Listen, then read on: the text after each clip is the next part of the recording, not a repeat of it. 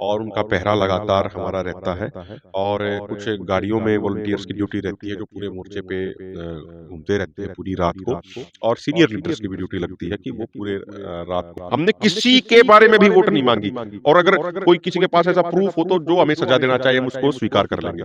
हमने किसी के लिए भी वोट नहीं मांगी। हमारा स्टैंड सिर्फ इतना था, भाई सत्ता में बैठी पार्टी ने ये गलत किया, लोगों को इनको सबक सिखाना चाहिए। अब आप मुझे बताओ, कुछ लोग ऐसे थे, तो जब हम पूरी जिंदगी लगा रहे हैं, ये सारे साथी, अकेला मैं नहीं, ये सारे साथी जिंदगी लगा रहे हैं, तो भाई अगर कल को कोई ये कहेगा कि हम दबाव डाल के कोई गलत फैसला करा लेंगे या दबाव डाल के ऐसे लोगों के साथ हमें बैठा देंगे जिनसे हमारे विचार नहीं मिलते, तो वो चीज संभव है नहीं। शांति और अनुशासन के दायरे में रहते हुए ही हम कोई कार्य करें। अगर हम शांति अपनी खुद भंग करेंगे या फिर अनुशासन अपना खुद तोड़ेंगे, तो उससे हमारे आंदोलन को, मोर्चे को ही नुकसान होगा, सरकार को उससे फायदा पहुंचता है। नमस्कार, आप देख रहे हैं सिटी तहलका और मैं आपके साथ संदीप शर्मा। फिलहाल हम मौजूद हैं खनौरी बॉर्डर पर और किसानों के दिल्ली कूच के आह्वान के बाद फिलहाल हमारे साथ अभिमन्यु कुहाड़ है।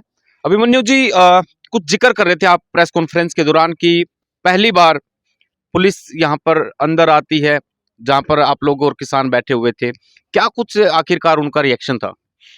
देखो, 21 तारीख को भी पुलिस इस तरीके से बैरिकेड क्रॉस करके आई थी, और जिस दिन शुभकरण सिंह की शहादत हुई थी और उन्होंने बहुत सारे ट्रैक्टर ट्रॉलियों को भी तोड़ा था, कम से कम 35 ट्रैक्टर ट्रॉलियों को तोड़ा था। तो कल सुबह यहाँ पे हमारे साथियों ने, वॉलंटियर्स ने जो ड्यूटी पे थे, उन्होंने देखा कि बड़ी संख्या में पुलिस के जवान सिविल ड्रेस में बैरिकेड क्रॉस करके आए और उनके हाथ में खुरपे टाइप थे, और खुरपे से वो रोड साफ कर रहे थे, जो रोड पे मिट्टी जमी हुई थी। तो जो हमारी समझ कह रही है वो ये है कि वो जहरीली गैसों का, आंसू-गैस के गोलों का इस्तेमाल करने की तैयारी कर रहे हैं। क्योंकि जो टीयर गैस, जो उनकी शेल्स हैं जो उनकी, वो अक्सर मिट्टी में उतना काम नहीं करती, उतना नुकसान नहीं पहुँचाती हैं। इसीलिए वो सफाई वहाँ भी यहाँ पे करने आए हुए थे। तो इस तरीके का वो काम करने का प्रयास कर रहे हैं। आज देश के लोगों को देखने की ज़रूरत है, देश के लोगों को समझने की ज़रूरत है कि जो सरकार पहले ये कहती थी कि भई हमें तो ट्रैक्टर ट्रॉलियों से दिक्कत है। अब केवल एक बॉर्डर से, शंभू बॉर्डर से छोटे-छोटे जत्थे के तौर पे वहाँ जाने का कार्यक्रम है, लेकिन उसको भी रोक दिया गया, धारा 144 लगा दी गई है और नोटिस भेजे जा रहे हैं। और यहाँ पे खनौरी बॉर्डर पे तो कोई आगे जाने का कार्यक्रम भी नहीं है। लेकिन उसके बावजूद जिस तरीके से यहाँ पे पुलिस की डिप्लॉयमेंट इतनी ज़्यादा बढ़ाई गई है, आईजी लेवल के अधिकारी मीटिंग कर रहे हैं और फिर वो बैरिकेड क्रॉस करके आ रहे हैं, हो सकता है कि प्रशासन यहाँ पे मोर्चे पे हमला करने की भी कोशिश कर सकता है। तो इस स्थिति से निपटने के लिए हम अपनी रणनीति बना रहे हैं। शांतिपूर्ण तरीके से जगजीत सिंह डल्लेवाल जी का आमरण अनशन आज 10वें दिन भी जारी है, और वो फैसला ले चुके हैं कि भई या तो मैं अपने प्राण त्यागूँगा या फिर माँगों को पूरा कराऊँगा। और उसको बड़ी गंभीरतापूर्ण तरीके से हम आगे उस पे बढ़ रहे हैं। और आज हमने माननीय उपराष्ट्रपति जी के नाम एक चिट्ठी भी भेजी है, जो हालिया समय में उन्होंने जो किसानों पे बड़े गंभीर बयान दिए हैं, उस विषय को लेके। तो अभी हम अपने मोर्चे पे यहाँ पे पूरी 3 लेयर की सिक्योरिटी है, ताकि कोई भी पुलिस प्रशासन का आदमी आके डल्लेवाल साहब को गिरफ्तार ना कर पाए। इसके लिए सारे साथी पंजाब, हरियाणा, राजस्थान के साथी यहाँ पे ड्यूटी दे रहे हैं। अच्छा, रात को हजारों किसान यहाँ पे सोते हैं, तो कैसे ड्यूटियां करते हैं, किस तरह से निगरानी रखते हैं आप? देखो, वॉलंटियर्स लगते हैं, सैकड़ों की संख्या में वॉलंटियर्स होते हैं, और उनका पहरा लगातार हमारा रहता है। और कुछ गाड़ियों में वॉलंटियर्स की ड्यूटी रहती है जो पूरे मोर्चे पे घूमते रहते हैं पूरी रात को। और सीनियर लीडर्स की भी ड्यूटी लगती है कि वो पूरे रात को मोर्चे का मुआयना करता रहे। तो इसके अलावा और भी हमारी काफ़ी तैयारियां हैं, जिसके साथ हम एक दूसरे से संपर्क रखते हैं, और पूरे तरीके से यहाँ पे एक तरीके से मोर्चे को मजबूत रखा गया है। अच्छा, हरियाणा की खाप पंचायतों के द्वारा प्रेस कॉन्फ्रेंस की जाती है और आह्वान किया जाता है, उनकी तरफ से ये कहा गया कि तमाम जितने भी संगठन है एक साथ हो। हालांकि समर्थन किसानों को मिल चुका है, लेकिन एक साथ संगठित होने के लिए उन्होंने कहा है। देखो, खापों का हम मान सम्मान करते हैं, और खापें बड़ी हजारों साल पुरानी ये परंपराएं हैं, और इनका सत्कार होना चाहिए, इनका मान सम्मान होना चाहिए। लेकिन मैं बड़े सत्कार के साथ, बड़ी इज्जत के साथ उनसे ये पूछना चाहता हूँ, क्या तमाम खापों में, एक खाप में ऐसा नहीं है तमाम खापों में कि एक ही खाप में 4-4 प्रधानों रखे हों? ऐसी है ना स्थिति। तो वो प्रधान अगर पहले एकजुट हों और फिर पूरे स्टेट लेवल पे एकजुटता का प्रयास किया जाए, तो मुझे लगता है उसमें ज़्यादा फ्रूटफुल वो रहेगा, उसमें ज़्यादा रिजल्ट निकलेगा। जहाँ तक बात है, देखो, आप ये कहें कि भई एकजुट हो जाओ, एकजुटता विचारों के आधार पे होती है। अब आप मुझे बताइए एक बात, मैं आपसे पूछना चाह रहा हूँ, हमारा पूरे उसमें स्पष्ट था चुनावों के दौरान हमारा स्टैंड, बिल्कुल पब्लिक स्टैंड है हमारा, कि भई सत्ता में जो पार्टी बैठी है, उसने जो गलत काम किए, उन मुद्दों पे हमने लोगों को जागरूक किया कि भाई इन सरकार जो सत्ता में बैठी पार्टी है इसने 10 साल में ये गलत काम किया, हमने लोगों को जागरूक किया उस विषय में। ठीक है, अगर आगे कोई भविष्य में कोई और पार्टी सत्ता में आएगी तो उसके खिलाफ भी उसकी गलत नीतियों के बारे में हम लोगों को जागरूक करेंगे। और जो सारे साथी यहाँ पे जो बैठे हैं, आप चाहे उधर से देख लो, ये रामेश्वर आजाद जी हैं, ये हरियाणा पुलिस से रिटायर्ड हैं। हमारे भाई संदीप जी हैं, ये राजस्थान से हैं। शमशेर जी हैं, ये पानीपत से हैं। और हमारे सारे हिसार की हमारी टीम बैठी है। राजू भाई हैं पीछे हैं। इधर दशरथ मलिक जी हैं, हर्षदीप जी हैं, बस्ती जी हैं और तमाम साथी हैं, भोड़े जी हैं। मंगलपुर से हमारे बड़े आदरणीय साथी हैं। आप इनसे पूछ सकते हो और पब्लिक सबूत है। हमारा क्लियर कट स्टैंड था कि ना तो हम किसी पॉलिटिकल पार्टी के पक्ष में वोट मांगेंगे, ना किसी निर्दलीय कैंडिडेट के पक्ष में वोट मांगेंगे। हमने किसी के बारे में भी वोट नहीं मांगी। और अगर कोई किसी के पास ऐसा प्रूफ हो तो जो हमें सजा देना चाहिए हम उसको स्वीकार कर लेंगे। हमने किसी के लिए भी वोट नहीं मांगी। हमारा स्टैंड सिर्फ इतना था, भाई सत्ता में बैठी पार्टी ने ये गलत किया, लोगों को इनको सबक सिखाना चाहिए। अब आप मुझे बताओ, कुछ लोग ऐसे थे जो निर्दलियों के मंच पे घूम रहे थे, निर्दलियों के लिए घर घर जाके वोट मांग रहे थे, जबकि ये क्लियर कट है, लोग जानते हैं। अब लोग उतने भोले नहीं रहे कि सत्ता में बैठी पार्टियां ये चालबाजियां करती हैं कि उनके विरोध वाली वोटें कहीं एक जगह कंसंट्रेट ना हो पाए, उसको 20 जगह बंटवा दिया जाए। इसके लिए बहुत सारी निर्दलियों को खड़ा करते हैं और अब की बार तो रिकॉर्ड तोड़ निर्दलीय हरियाणा में खड़े किए गए। और सबसे महत्वपूर्ण बात, मेरी 31 साल उम्र होगी, मैंने पहली बार देखा कि अक्सर क्या होता था, पहले निर्दलियों के इलेक्शन डेट के नजदीक आते आते वो कमजोर हो जाते थे, लेकिन अब की बार किसी निर्दलीय का इलेक्शन कमजोर नहीं हुआ। तो कहां से उनकी रणनीति बन रही थी, कहां से उनको फाइनेंशियल सपोर्ट मिल रहा था, ये सारे बड़े सोचने के विषय हैं। तो अब एक वो संगठन है जो एक तरीके से इनडायरेक्टली, जाने अनजाने में, कहीं ना कहीं उनको हो सकता है भूलवश भी हो गया हो, कहीं ना कहीं उन्होंने बीजेपी को ही मजबूती करने का काम कर दिया। ठीक है, अब कुछ लोग ऐसे थे, जो मैं नाम किसी का नहीं लेना चाहता, लेकिन मैं एक बड़े उस कॉन्टेक्स्ट में ये बात कह रहा हूं, कुछ लोग ऐसे थे जो वैसे नीचे नीचे सपोर्ट कर रहे थे। अब उनके साथ हमारा पड़ता कैसे लगेगा, ये बताओ आप मुझे। उनके साथ हम कैसे बैठ सकते हैं?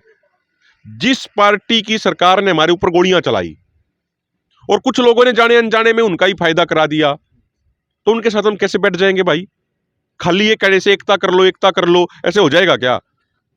आप मुझे एक बात बताओ कि सारे साथी जितने ये बैठे हैं, सारे साथी ये अपना जीवन लगा रहे हैं समाज के लिए। ठीक है, मैं कहना नहीं चाहता वो बात है।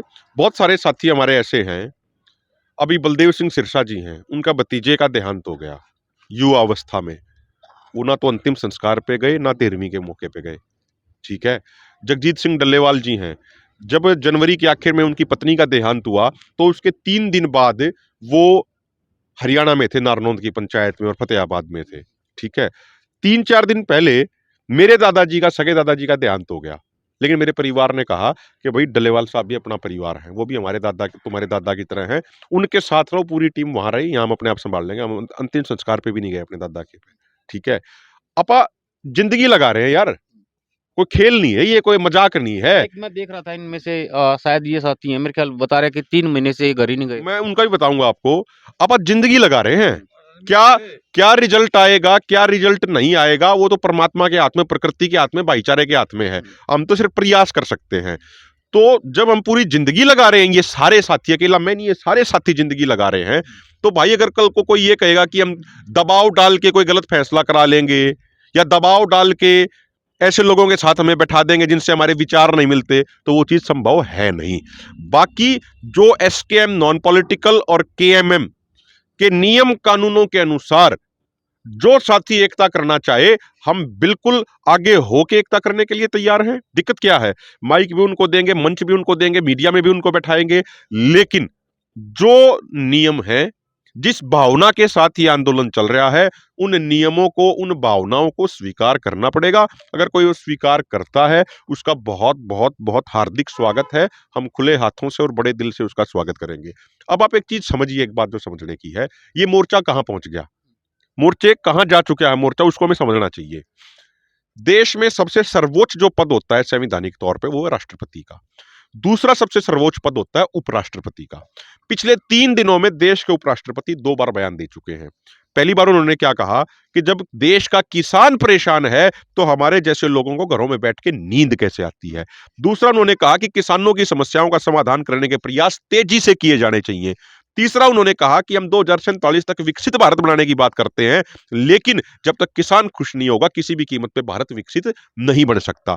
चौथा उन्होंने कहा कि 24 घंटे मेरे दरवाजे किसानों के लिए खुले हैं। तो उसके जवाब में हमारी तरफ से भी जगजीत सिंह डल्लेवाल जी ने बयान दिया। तो परसों माननीय उपराष्ट्रपति जी ने दोबारा जवाब दिया। उन्होंने कहा कि वहां से एक किसान नेता जगजीत सिंह डल्लेवाल जी का बयान आया है जो संजीदगी से भरा है और बड़ा संयमित बयान है, ये उन्होंने मेंशन किया। एसकेएम नॉन पॉलिटिकल और केएमएम का उन्होंने जिक्र किया। उन्होंने जो अगली बातें कही वो बड़ी सोचनीय है। उन्होंने कहा, कृषि मंत्री वहां बैठे थे, कि कृषि मंत्री जी आप बताइए कि 2018 में आपकी सरकार ने इनसे क्या वादा किया था किसानों से, और वादा किया था तो वो पूरा क्यों नहीं हुआ और कहां तक पहुंचा ये आप रिपोर्ट करिए आप ये। दूसरा उन्होंने कहा कि मुझे भी थोड़ा बहुत अर्थशास्त्र का ज्ञान है और अर्थशास्त्रियों से भी मैंने बात करी है, एमएसपी गारंटी कानून के फायदे ही फायदे हैं। जितना आप किसान को दोगे उसका 5 गुना होकर हमारी अर्थव्यवस्था में वापस लौट के आएगा, क्योंकि आप किसान की परचेजिंग पावर बढ़ा रहे हो। इसके अलावा उन्होंने ये बात कही कि एक तरफ तो हमारे प्रधानमंत्री जी पूरी दुनिया में जाके ये कहते हैं कि दुनिया की बड़ी से बड़ी कन्फ्लिक्ट का समाधान बातचीत से होगा, लेकिन दूसरी तरफ हमारे देश की सरकार अपने देश के लोगों से बात नहीं कर रही। उन्होंने कहा कि कृषि मंत्री जी आप ये सोच रहे हो कि आप इनको बैठे बैठे थका दोगे और ये उठ के चले जाएंगे, तो आप गलतफहमी में हो। तो देश के दूसरे सर्वोच्च पद पे बैठे व्यक्ति इस बात पे चिंता जाहिर कर रहा है, इसका मतलब वहां तक ये बात जा चुकी है। और आज हमने विद डॉक्यूमेंट विद प्रूफ कि कब कब किस किस सरकार ने हमारे साथ वादा खिलाफी करी, उन प्रूफ के साथ, उन तथ्यों के साथ हमने एक चिट्ठी आज दोनों फोरमों ने माननीय उपराष्ट्रपति जी को भेजी है। और उम्मीद करते हैं हम उस बात को गंभीरता से लेते हुए, जैसा उनके शब्दों में गंभीरता नजर आ रही है, वो केंद्र सरकार को आदेश देंगे, दिशा निर्देश देंगे कि आप इन किसानों की बातों को सुनिए और इनसे किए गए वायदों को पूरा कीजिए। तो अभी पूरा ध्यान हमारा दोनों मोर्चों, तीनों मोर्चों की मजबूती पे है। एक आखिरी सवाल लूंगा अभिमन्यु जी, कल क्या लग रहा है कि भी जा पाएंगे किसान यहाँ से? देखो आने वाला समय बताएगा क्या स्थिति बनेगी, कैसी बनती है, लेकिन मुझे इतना पूर्ण विश्वास है कि जो हमारे दोनों मोर्चों की लीडरशिप है वो हमारे इन मोर्चों में पूर्ण तौर से शांतिपूर्ण तरीके से रहेगी, जैसे हम पहले दिन से शांतिपूर्ण तरीके से हैं। अगर सरकार प्रशासन कोई हमला भी करती है तो उनके हमले का जवाब शांति के साथ दिया जाएगा, उनके जबर का जवाब अपने सब्र से, अपने धैर्य से दिया जाएगा, ये मुझे पूर्ण तौर पर विश्वास है। और मैं किसान भाइयों से भी ये प्रार्थना करना चाहता हूँ कि इन मोर्चों को अधिक से अधिक मजबूत करें और शांति और अनुशासन के दायरे में रहते हुए ही हम कोई कार्य करें। अगर हम शांति अपनी खुद भंग करेंगे या फिर अनुशासन अपना खुद तोड़ेंगे तो उससे हमारे आंदोलन को, मोर्चे को ही नुकसान होगा, सरकार को उससे फायदा पहुंचता है। तो इसलिए शांति और अनुशासन के साथ रह के संयमित तरीके से, धैर्य के साथ हम अपने मुहिम को आगे बढ़ाएं। और देखिए जगजीत सिंह डल्लेवाल जी तो ये कह चुके हैं कि जब बात कुर्बानी देने की आएगी तो सबसे पहले कुर्बानी मैं दूंगा। और इसीलिए इस अनशन पे बैठने से पहले वो अपने परिवार के पास जाके, उनके पास जो 17.5 एकड़ भूमि योग्य जमीन थी वो अपने बेटे, अपनी पुत्र वधू और अपने पोते के नाम करा के आए हैं। उन्होंने कहा कि मुझे नहीं मालूम मैं वापस लौट के आ पाऊंगा या नहीं आ पाऊंगा। इसलिए मेरी तमाम साथियों से प्रार्थना है, जो हमारा एक खनौरी मोर्चा जहाँ पे जगजीत सिंह डल्लेवाल जी आमरण अनशन पे बैठे हैं, वहाँ पे अधिक से अधिक संख्या में पहुंच के हम पूरे इस मोर्चे को मजबूत करें। ये बुजुर्ग व्यक्ति जो कैंसर से पीड़ित है पिछले 4 सालों से, ये अपने खुद के स्वार्थ के लिए नहीं बल्कि पूरे देश के किसानों की आज जंग लड़ रहा है। तो हमारी जिम्मेदारी बनती है, हमारी रिस्पॉन्सिबिलिटी बनती है कि हम उनका तन मन धन से पूरे तरीके से साथ दें। चलिए बहुत बहुत शुक्रिया। तो लगातार जो है खनौरी बॉर्डर और शंभू बॉर्डर पर किसान मोर्चों पर डटे हुए हैं और कल जो है दिल्ली कूच का जो ऐलान किसानों का है वो देखते हैं कि जो पैदल अलग अलग जो मोर्चे बना करके, अलग अलग आप कह सकते हैं कि जत्थे बना करके किसान दिल्ली रवाना हो पाएंगे या फिर क्या कुछ प्रशासन और सरकार का रवैया रहता है, क्या कुछ आगे की रणनीति दोनों तरफ से बनाई जाएगी, वो लगातार आपको सीडी तहलका पर दिखाते रहेंगे। नमस्कार।